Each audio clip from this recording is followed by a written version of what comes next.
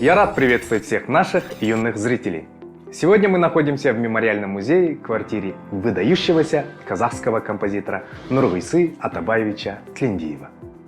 Здесь народный артист СССР со своей семьей прожил последние 19 лет своей жизни. В экспозиции представлены ценные вещи, которыми музыкант пользовался при жизни. Стол, за которым Нурғиса писал свои произведения, рукописи, партитуры, семейные фотографии и многое другое. Представляете, какая у вас есть потрясающая возможность? Ребята, я вам советую обязательно посетить музей и еще больше узнать о жизни творчества гениального музыканта. Имя Нурғисы Тлендиева золотыми буквами вписаны в историю казахской музыки. Нурғиса Тлендиев – лауреат государственной премии, халық қаһарманы, дирижер, музыкант, организатор уникального фольклорного этнографического оркестра «Отырар сазы». Композитор написал более 500 различных музыкальных произведений, большинство из которых поистине стали народными. Родился Нурғиса Атабаевич в небольшом поселке Шилик-Кемер Илийского района Алматинской области. В 2005 году это село переименовали в его честь. Несомненно, судьба великого казахского композитора была предопределена заранее. Отец музыканта был известным и уважаемым в округе Күйші. Мать Салиха тоже любила музыку, обладала красивым певческим голосом и играла на гармонии. В детстве Нурғиса был непоседливым и очень любопытным. Он рано научился играть на домбре, а когда исполнилось 10 лет, ему подарили пианино. Вот оно, то самое пианино, за которым, будучи маленьким мальчиком, Нурғиса учился нотам и нотной грамоте. Огромную роль в становлении Нурғисы Тлендиева как музыканта сыграл выдающийся композитор Ахмет Жұбанов. Это был его первый и главный учитель.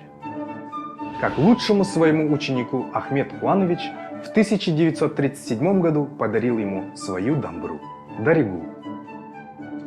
Она также хранится в музее. Это один из самых ценных экспонатов. Нурғиса Тлендиев вспоминал: «Ахмет Жұбанов учил меня всему. Любить и понимать музыку народную и классическую. Учил трудиться и находить радость от творчества. Учил любить жизнь во всех ее проявлениях. Я обязан ему тем, кем я стал». Двух выдающихся музыкантов судьба свела случайно. Ахмет Қуанович искал домбристов для созданного им ансамбля домбристов. В последующем это будет Казахский государственный академический оркестр народных инструментов имени Құрманғазы. Композитор проходил мимо дома Тлендиева и услышал звуки домбры. Это играл маленький Нурғиса. Ахмет Қуанович был поражен талантом будущего музыканта. Он переговорил с родителями, чтобы мальчик обязательно поступил в музыкальное училище. Так, в 12-летнем возрасте Нурғиса попадает в оркестр народных инструментов под управлением самого Жұбанова, а через 2 года становится его ассистентом. Нурғиса Тлендиев с детства был очень смелым, решительным и сильным духом. По документам музыкант родился в 1925 году. На самом же деле он родился в 1927. Вы знаете, ребята, в годы Великой Отечественной войны Нурғиса специально прибавил себе 2 года, чтобы добровольцем уйти на фронт. В 1943 году ему по паспорту исполнилось 18 лет. Военную дорогу юный музыкант прошел от Курска до Берлина. Трижды был ранен, был награжден медалями за отвагу, за взятие Берлина и за победу в Великой Отечественной войне. До 1945 года он служил в рядах Красной армии, а затем его демобилизовали как талантливого и перспективного музыканта. Вернувшись в Алматы, Нурғиса Тлендиев поступает в Казахскую государственную консерваторию имени Құрманғазы на факультет народных инструментов. У него всегда было непреодолимое желание учиться и самосовершенствоваться. Огромное стремление к знаниям привело к тому, что он поступает в Московскую консерваторию.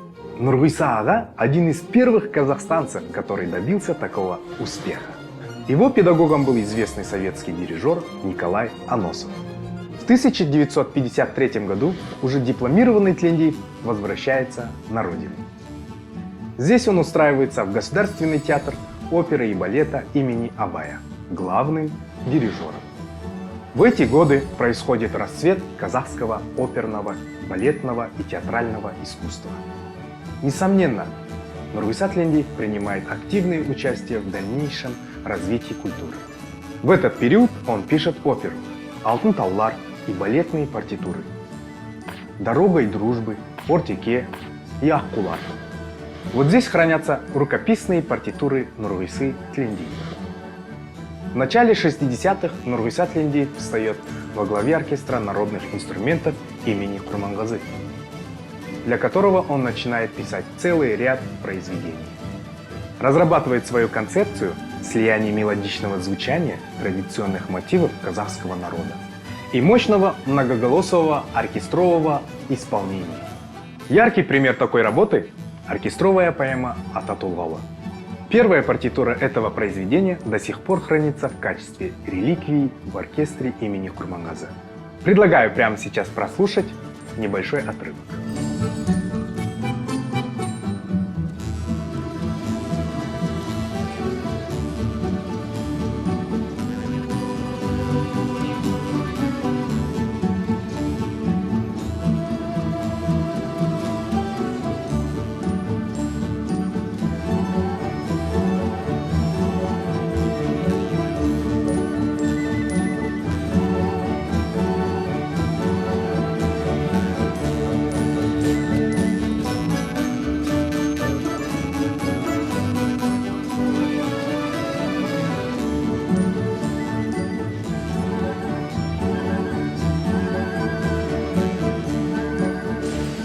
В 1968 году происходит еще один переворот в творчестве композитора.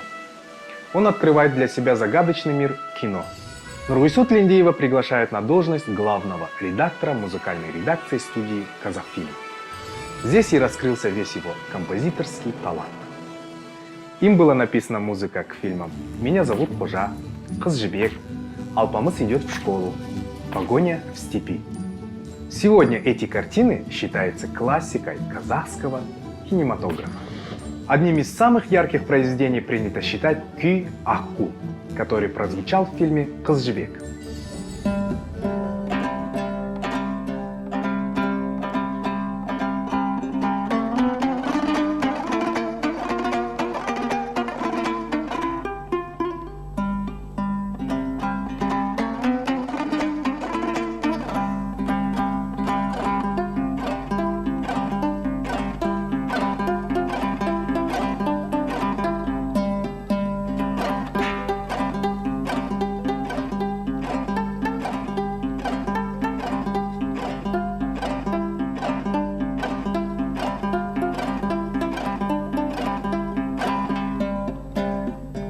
Был забавный случай, связанный с этим кюем. Команда никак не могла снять сцену с лебедями на озере. Птицы очень боялись камер и оператора. Даже водолазы пытались собрать всю стаю вместе. Лебеди постоянно разлетались. И тогда кто-то предложил включить недавно записанный «Күй Аққу». Удивительно, но птицы слетелись на звуки, и операторам удалось заснять нужные кадры.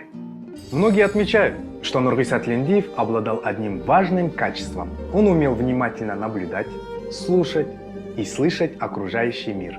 И никогда не упускал деталей, которые могли бы стать темой для его творчества. Благодаря этому, как говорят деятели искусства, острому глазу и слуху родилась мелодия знаменитой песни «Құстар-әлі». С этой песней тоже связана одна история. Однажды Нурғиса Атабаевич гулял в парке.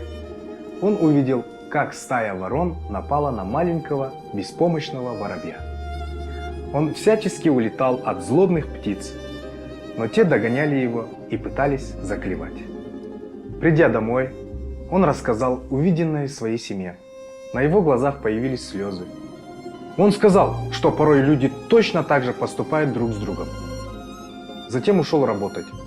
Так родилась музыка к ставшей популярной в народе песне «Құстар-әлі». Бара жатыр құс қайда.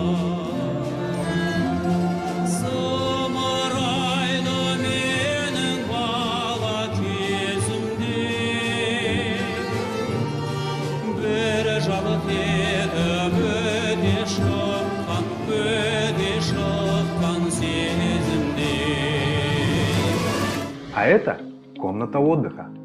По желанию артиста ее сделали в казахском стиле. Из интересных экспонатов кий композитора. Он часто играл в бильярд с Сабитом Мукановым. Композитор любил не только музыку, но и литературу. На его рабочем столе всегда лежало несколько книг. В основном классика, биографии и произведений казахских писателей. Кстати, Нургиса Атабаевич работал со многими выдающимися литераторами. В их числе Туманбай Молдагалиев, Кадыр Мырзалиев, Музафар Алимбаев. Большие плоды принесли в сотрудничестве с Мухагали Макатаевым. За 30 дней непрерывных работы они написали 32 песни, среди которых были такие известные песни, как «Саржайляу». Тогда же появилось произведение «Дарига Домбрамды Бершимагам». Музыкант попросил супругу принести ему инструмент, а Макатаев подхватил его слова и предложил переложить их на музыку. Семья композитора находилась в дружественных отношениях со многими известными личностями Казахстана.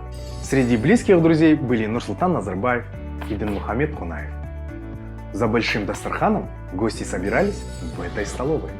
Еще одна главная заслуга Нургисы Атабаевича – это создание фольклорно-этнографического оркестра народных музыкальных инструментов «Отрар Сазы».